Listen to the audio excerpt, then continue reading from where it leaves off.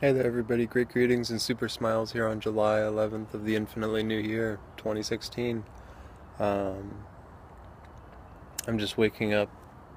today wanting to bring a third day into this wonderful video series. Um, so the first day I was receiving a paper, picking up a paper. The second day I was reading from a paper, and today I feel like I'm beaming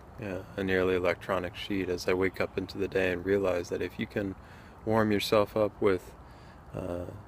walking outside with nothing but soccer shorts on and look damn good doing it, talking about the nature of reality, then you might just be prepared, to do whatever else. So, great greetings, good mornings, best yet of mornings as we wake up this infinitely new year.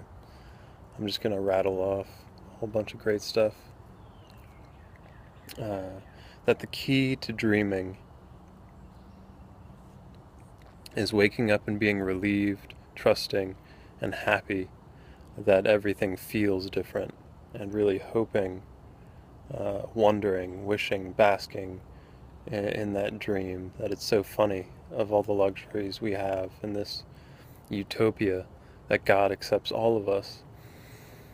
into the wonderful flower of the flow of the bountiful wonder of his dreams, that there's so many balancing, coexisting kingdoms of life, that we meet people. We greet and meet. We meet and greet people in discipleship, um, in greatest choice and freedom and love. There's a great inner and outer space.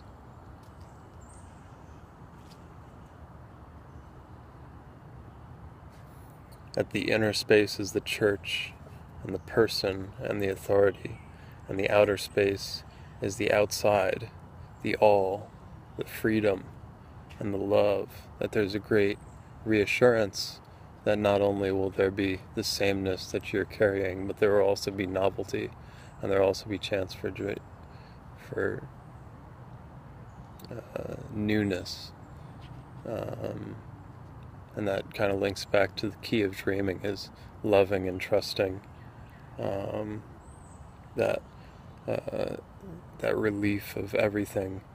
feeling different, that we have a great innate metaphysical trust that everything will be better and bettering as we wake up, and that we are always, that we're very much bound to that boundlessness, that infinite waking up. That there's, it's not infinite or finite, but there's always a progressively gradual waking experience where we're illuminated by the day. So in that illumination of the day, we find that the innocence of imagination is key to the harmony of enlightenment, and that enlightenment is the search for sameness in the character of all things in all ways, as we all elicit and express ourselves. That to the boundless self, boundary, definition, perception is everything to the bountiful narrative. What we have in the bountiful narrative is the jungle gym, the classroom, the chemistry set, the healthy body, the healthy mind, the whole soul, the machine body, the animal mind, and the angel spirit. One more time: the healthy body, the jungle gym, the happy mind, the classroom, and the whole soul, the chemistry set,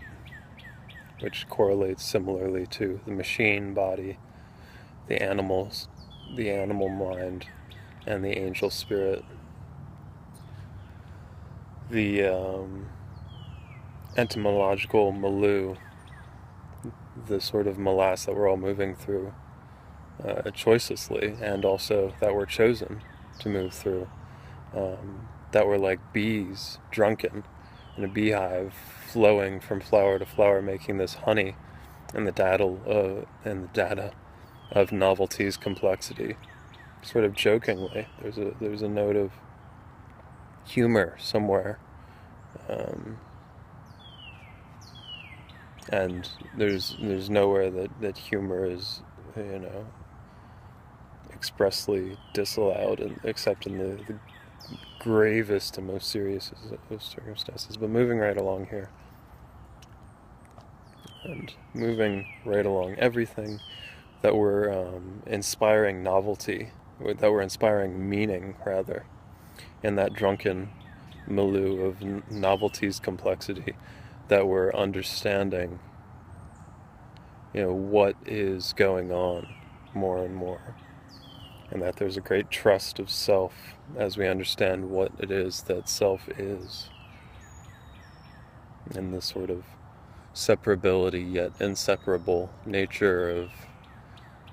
this side of the great divide between the better half of things that we experience and the possibility of all things ever, that everything is sort of contained on our side of things, but the nature of all things is not so much contaminated by us, but we're sort of a condensed and compartmentalized, seemingly at times nearly infinite experiment, but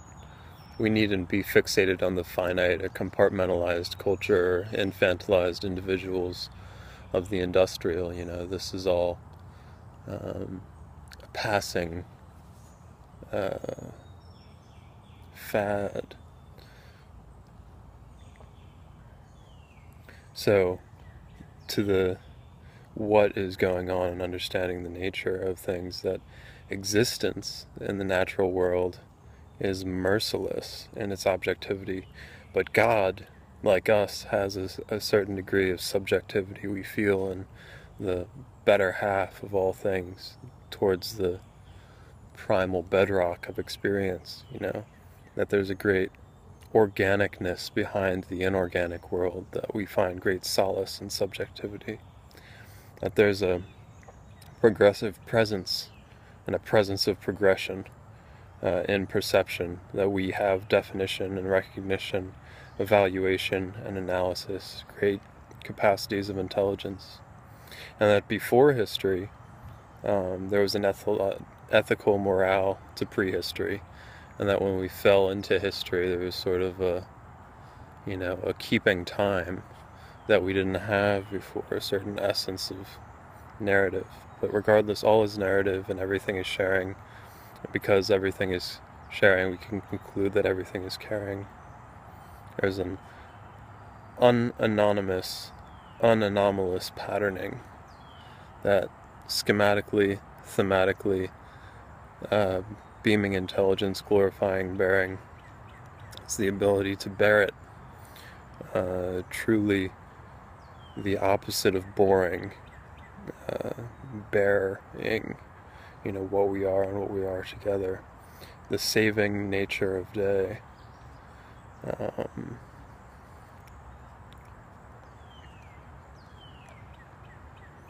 That we're a family of experience here, in the invention of history and before the invention of history. Being able and happy to be the same operationally, schematically and thematically, and serenely in the serendipity, the synergistic synchronicity of collision, of collusion, of coincidence, and really finding profit, finding a certain fertility in the soil of coincidence. That we reside in sameness and celebrate difference, and reside in difference and celebrate sameness. And in the saving nature of day, there's a certain spirit of what can we do and what can't we do, what are we waking up to do, a certain growth of freedom. The reason why it's so fortuitous and fulfilling for all of us to live lives where we're reproducing is because that's what we give to our progeny, the spirit of what can we do and what can't we do in our inventiveness. And speaking of me, I'm sort of birthing myself into the day here brilliantly, where I am without a shirt, and it's been very pleasant, but I'm out here a little bit earlier normal, so the sun hasn't quite illuminated this July 11th, 2016 in the ways that I thought, but I mean the real spirit here, and the wonderful efforts to oppress myself away from any sort of depression and to live as if, not in an endangering way, but in quite the opposite, dealing with not only my shit, but all the shit that I can deal with in the sort of sewage of everything, is to live in a way where even if everything were to end, that you could be happy and blissful in harmony with your efforts to constantly illuminate. So that's bottomlessly honestly, to me, the sort of realization of the new song, that surprise and novelty is the point, and the best way to be pointed, as I realize that what can we do and what can't we do and what are we waking up to do is literally the spirit of reproduction. And that's, we're sort of not reprogramming but more pre-programming ourselves as we're waking up, as the future, that we're sort of, as humans, bound to love, and in how we metaphysically bind ourselves to love, that we assume that the future will happen, will already happen, that people buy lottery tickets thinking that they've already won, that it's a sort of icing on the cake, and that it leads them to, be in harmony with that getting ahead of themselves. So yeah, I think I said it all there. That love is the authority, that being present, being the present and not a product, is the way that we escape time. It's truly liberating to be without time, but we're never without weather, or the biochemical love of dynamic mechanics, the illumination, pollution, and the more and more bearing of what and why, as we understand the essence of energetics, the nature of metaphysical existence, being possessed by, with, and for love, never fearing to be in harmony, playfully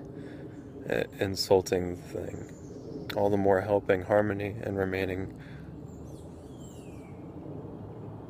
obviously, truthfully, not of harm. So I hope that this has helped you all today. As they say, the third time's a charm. I'm going to say toodaloo for now, and I hope you find the super smiles from, all of this. Feel free to tune in and listen as much as you like to this shirtless Sean, as I blissfully awaken from my dreams, and I relish that everything feels different, that as much as I wish that I had taken notes before I had gone to sleep and fruits of my studies yesterday, I was very happy to do an auto write for all of our benefits today, and I'll be listening in many times to find the super smiles and the understanding, so that I can really drill it home, really have it set in. So excuse me to go warm up for now, and toodaloo for now. I love you all very much. Eee.